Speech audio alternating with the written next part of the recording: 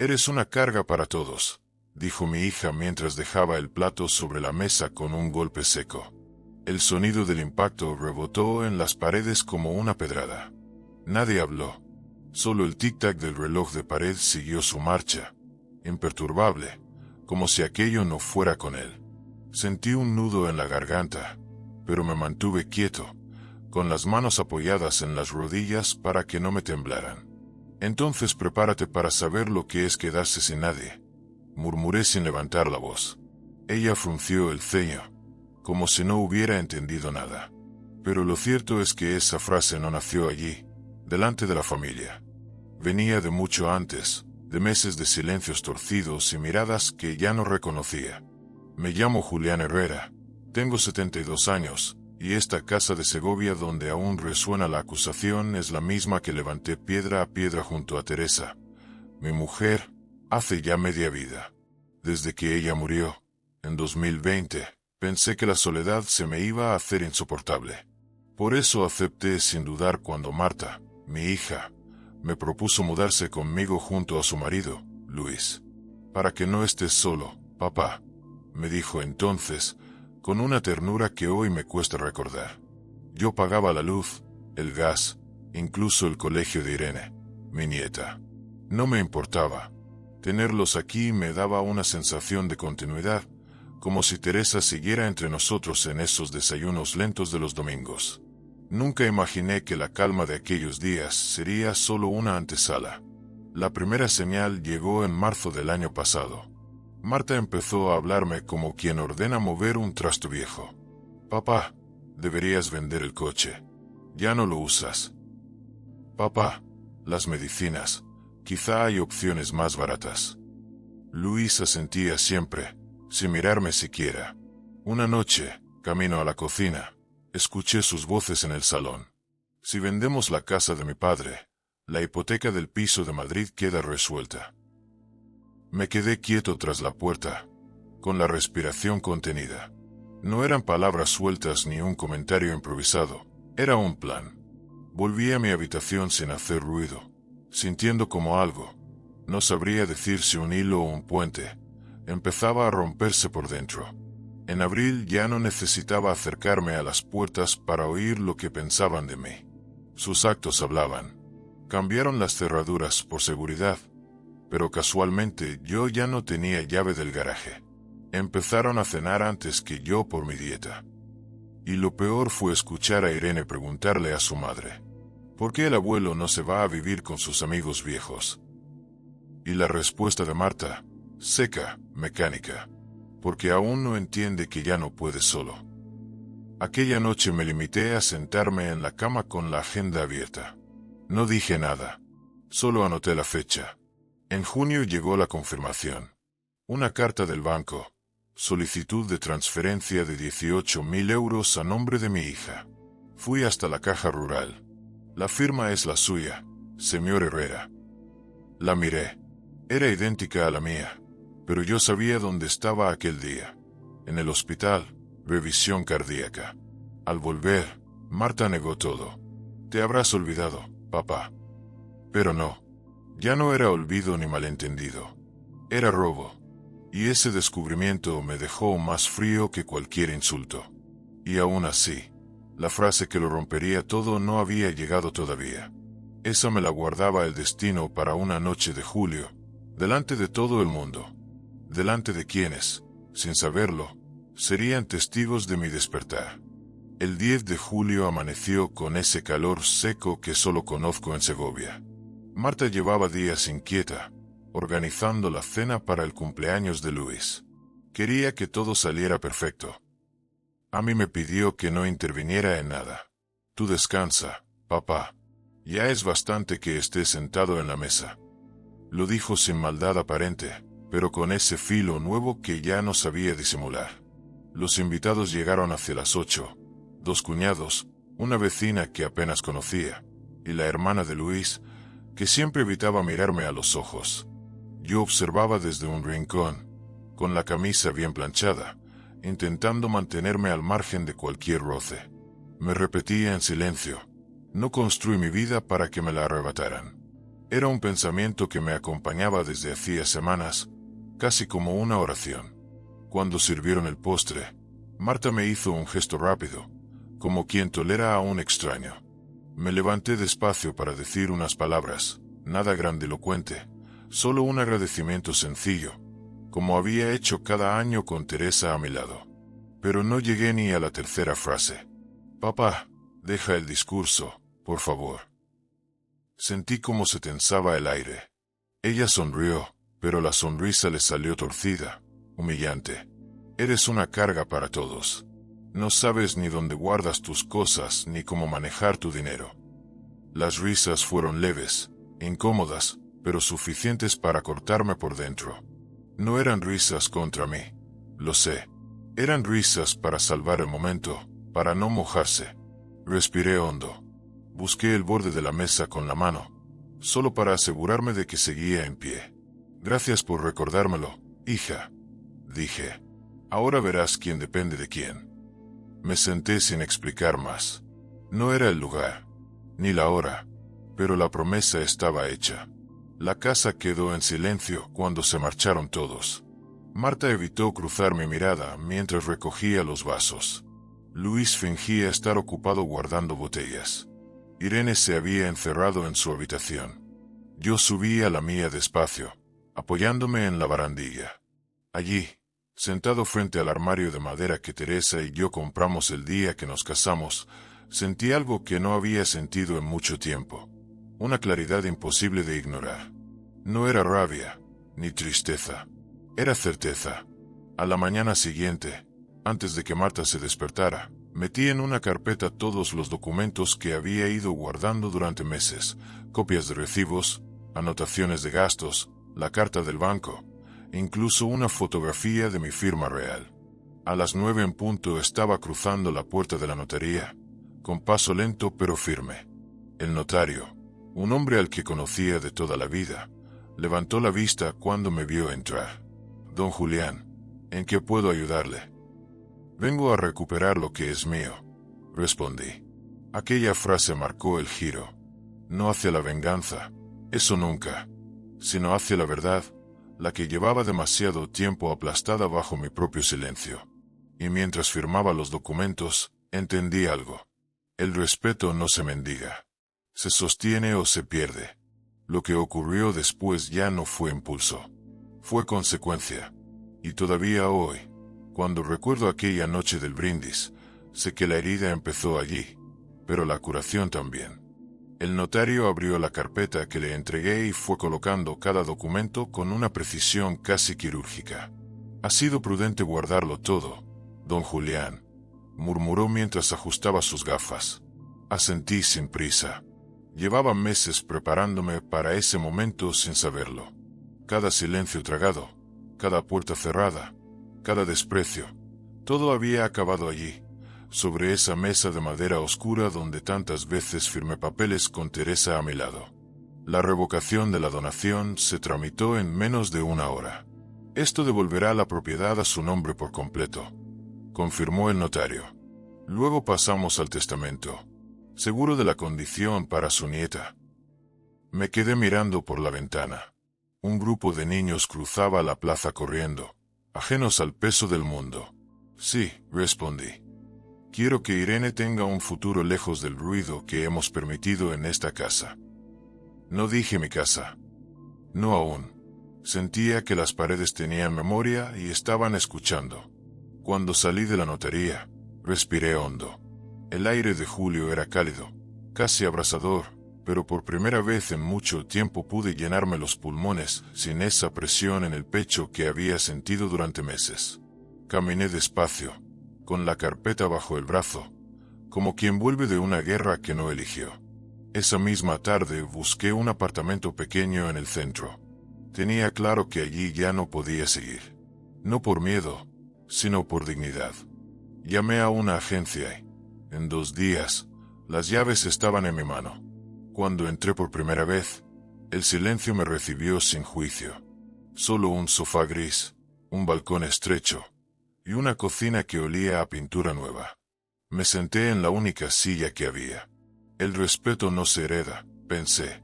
Se cuida, se riega, se protege. Al tercer día contraté a una cuidadora, Loreto, una mujer de mi edad, discreta, amable, de esas que hablan solo lo justo. Me ayudaba por las mañanas y se marchaba a media tarde. No se preocupe, don Julián. Aquí está bien, me decía mientras colocaba la medicación en una caja azul.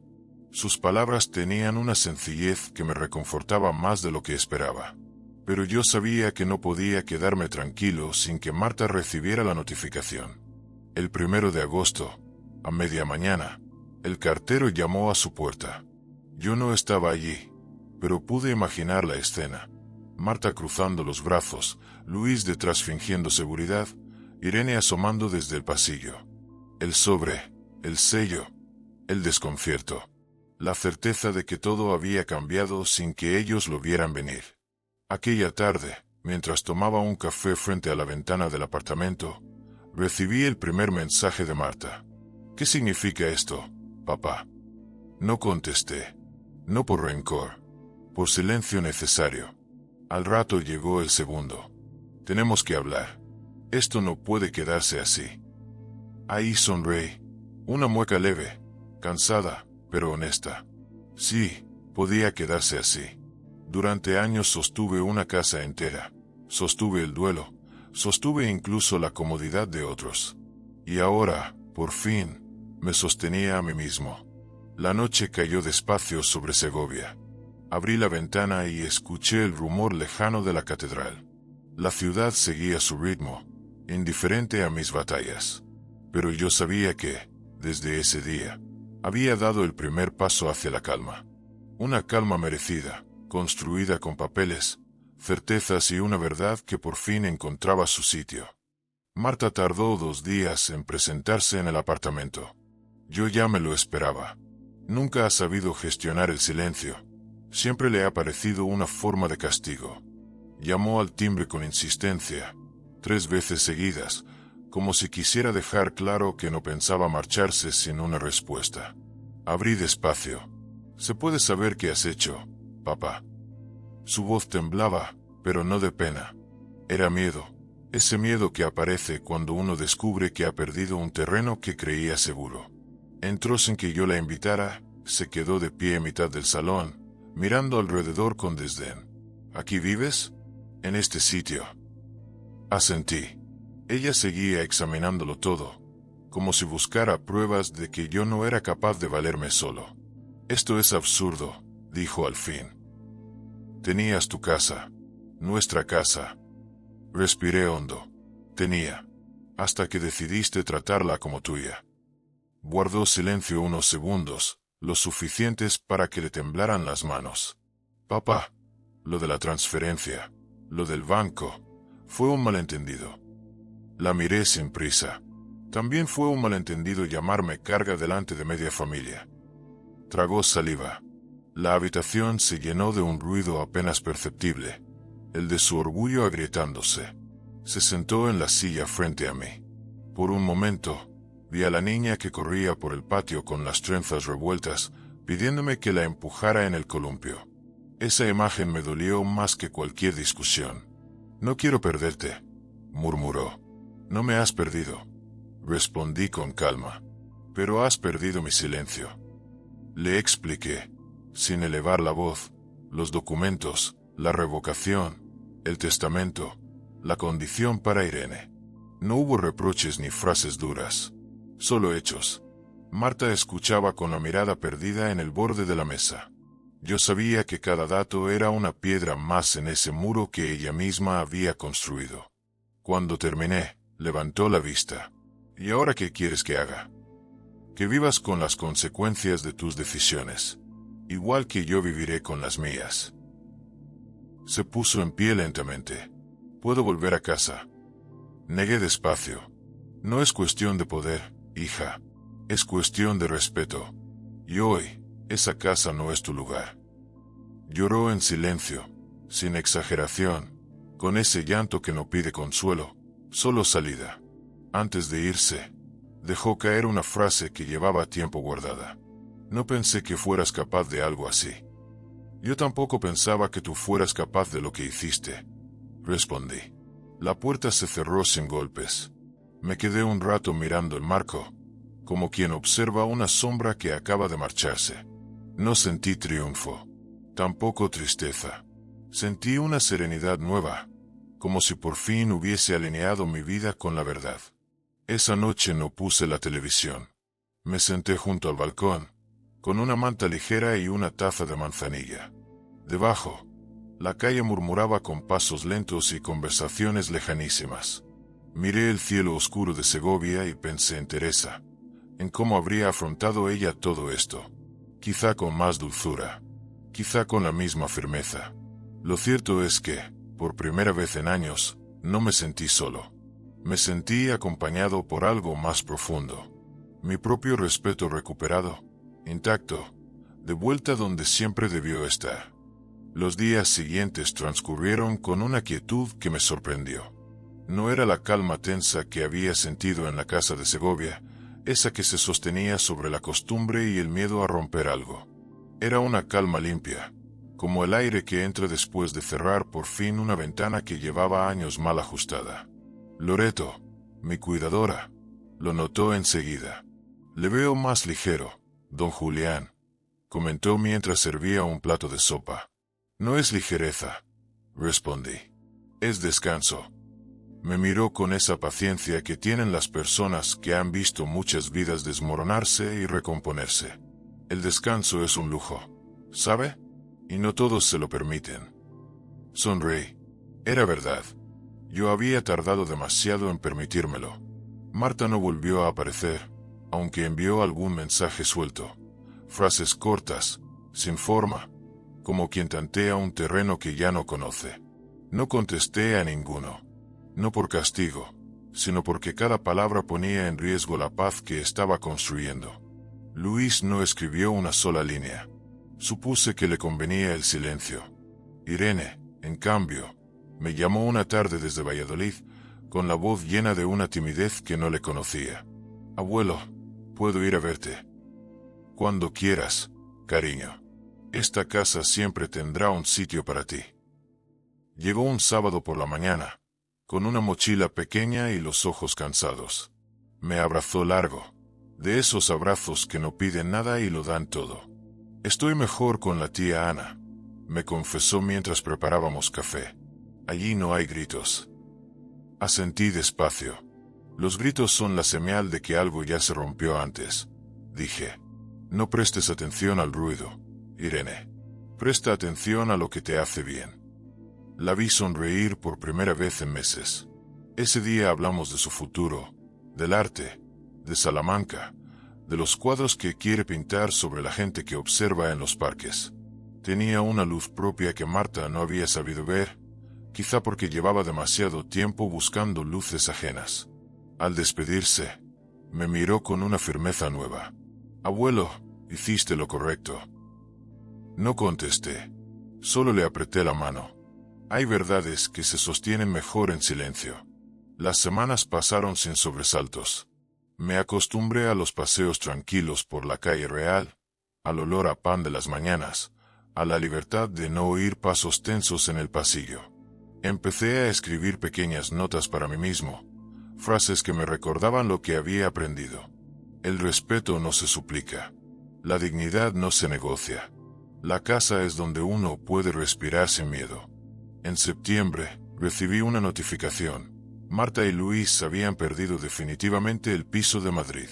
No sentí alegría ni pena, solo una especie de confirmación silenciosa de que cada decisión tiene su peso.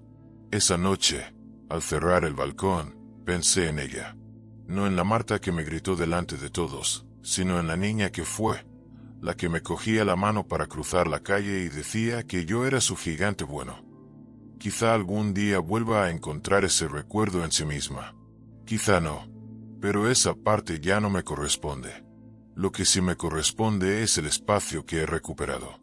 El espacio de mi vejez, sin prisas, sin voces que me reduzcan, sin manos que quieran manejar mi vida como una cuenta corriente. Un espacio donde cada cosa tiene su sitio, y yo también. Aquella noche, antes de acostarme, Abrí la ventana. La brisa traía el olor de las primeras lluvias de otoño. Cerré los ojos un instante. La ciudad respiraba. Y yo, por fin, respiraba con ella. Octubre llegó sin pedir permiso, con ese frío temprano que se mete en los huesos antes de que uno pueda reaccionar. En el apartamento, la luz cambiaba a medida que avanzaban los días, más lenta, más oblicua, como si también ella quisiera decirme que había entrado en otra etapa. Una mañana, mientras organizaba unos papeles en la mesa, recibí una llamada desconocida. Dudé en responder, pero el silencio del piso me obligó a hacerlo. Don Julián Herrera. Sí, dígame. Soy Laura, la trabajadora social del Instituto de Irene. Sentí como me tensaba, igual que cuando uno escucha pasos en una escalera vacía. No se preocupe, continuó. Irene está bien. Solo quería informarle de que su evolución es muy buena. Ha pedido asistir a un taller de arte fuera del horario lectivo. Pero esa pausa llevaba un peso distinto. Pero cree que quizá usted podría acompañarla algún día. Me quedé en silencio, sorprendido. No porque pudiera acompañarla, sino porque me lo pidiera. Claro que sí, respondí. Dígame cuándo. Colgué despacio. A veces no hace falta más para comprender que, aunque la familia se fracture, las raíces siguen buscando maneras de sostenerse. Aquel primer sábado la acompañé a un pequeño taller cerca del acueducto. Irene caminaba a mi lado sin prisa, con un cuaderno grande bajo el brazo. ¿Estás nerviosa? Un poco, admitió. Pero contigo es distinto. Esa frase me aflojó algo por dentro, como si alguien hubiese quitado un nudo que llevaba meses apretado. Mientras ella pintaba, yo la observaba desde un banco. La veía mezclar colores con una concentración que no había visto nunca en Marta. Me pregunté si mi hija, en algún momento de su vida, tuvo un espacio así, un lugar donde nadie la juzgara, donde pudiera ser sin tener que demostrar nada. El problema de Marta, lo entendí allí, en silencio, es que nunca aprendió a estar consigo misma. Y quienes no saben estar con uno, acaban descargándose en los demás. Cuando salimos del taller, Irene me enseñó un dibujo, un balcón, una taza de café y un hombre mayor mirando la ciudad. «Es tu apartamento», dijo, «y ese soy yo». Sí. Había algo en la forma en que había dibujado mis manos, firmes, aunque un poco cansadas, pero vivas. «Está precioso», murmuró. «Quería que tuvieras algo tuyo», añadió. «Algo que te acompañe». No supe qué responder. A veces las palabras sobran, y lo único que puede hacer uno es cerrar el cuaderno con cuidado, como quien resguarda una verdad recién salida al mundo. El otoño avanzaba a su ritmo. Loreto seguía viniendo cada mañana, ayudándome con los ejercicios del corazón y recordándome las medicinas. Se está haciendo a esta vida. A esta vida, o a mí mismo, dije. Ella sonrió. No es mala compañía. Un jueves, mientras subía despacio las escaleras del edificio, me encontré con una vecina mayor, de pelo blanco y bata azul. «Usted es el señor nuevo, el de la sonrisa tranquila». Me hizo gracia aquella descripción. «Intento que me dure», respondí. «Cuídela. A cierta edad, lo único que tiene uno es eso, la sonrisa que le queda y la paz que se permite». Esa noche pensé en sus palabras mientras preparaba una infusión. Tenía razón. Durante demasiado tiempo me había preocupado de sostener la casa, la familia, las formas. Y ahora descubría que la paz no llega cuando todo está a favor, llega cuando uno deja de vivir en contra de sí mismo. Abrí el balcón. La lluvia empezaba a caer, fina, constante, como un murmullo que tranquiliza. Me quedé ahí de pie, respirando hondo. La ciudad brillaba bajo las farolas. Y por primera vez desde que Teresa murió, sentí que no estaba sobreviviendo. Estaba, sencillamente, viviendo. Noviembre llegó con un frío distinto, más hondo, como si quisiera recordarme que el tiempo no espera a nadie.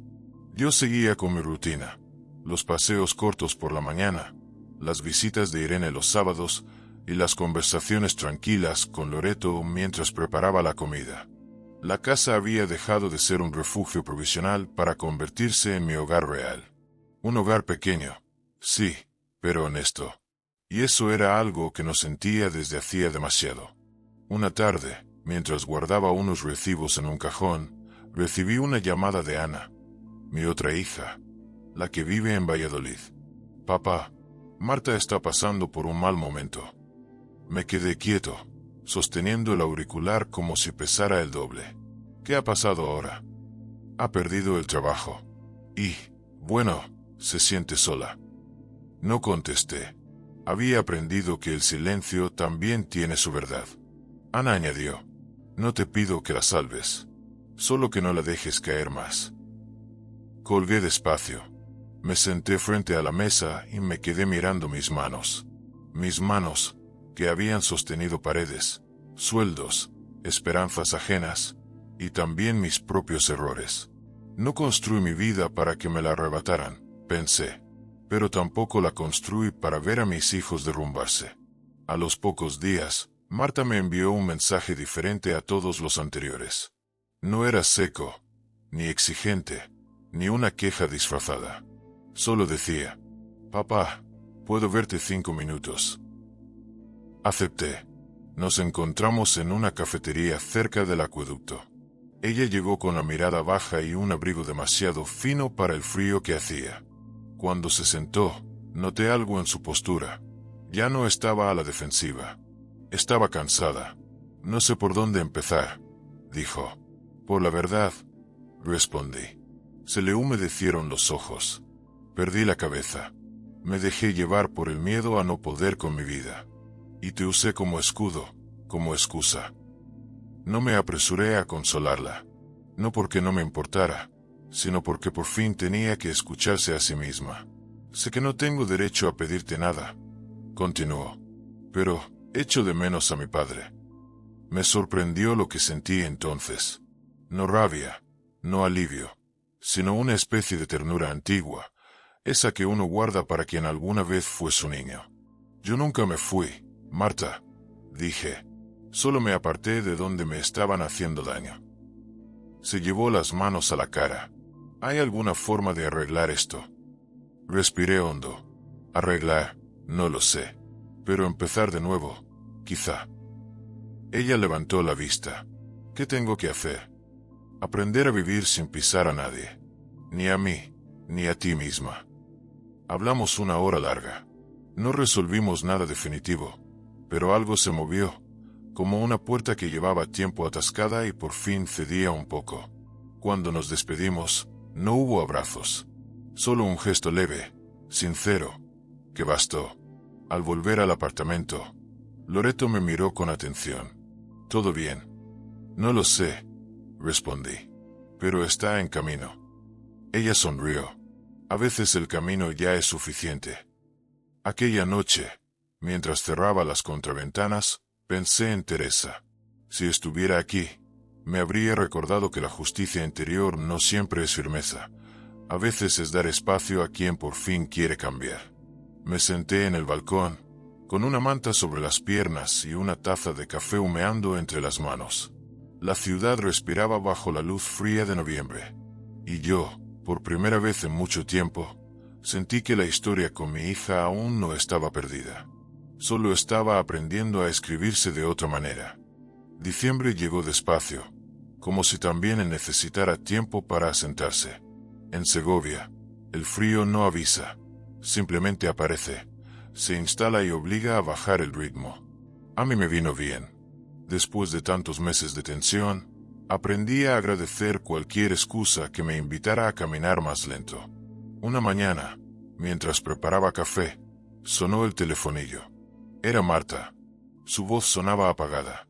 Papá, ¿puedo subir un momento? Dudé un instante, pero abrí. No era una rendición, ni una prueba.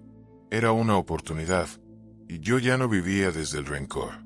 Llegó envuelta en una bufanda gris, con la mirada cansada. Entró en silencio, como quien entra en un lugar sagrado sin saber si será bien recibido. No te quito mucho tiempo, dijo, dejando el bolso en el suelo. Aquí no tienes prisa, respondí. Se sentó frente a mí, con las manos entrelazadas. Solo quería decirte que lo entiendo. Todo, incluso lo que me dolió. Me quedé mirándola, sin interrumpirla. He estado en psicóloga, continuó. Me dijo que el respeto empieza por uno mismo.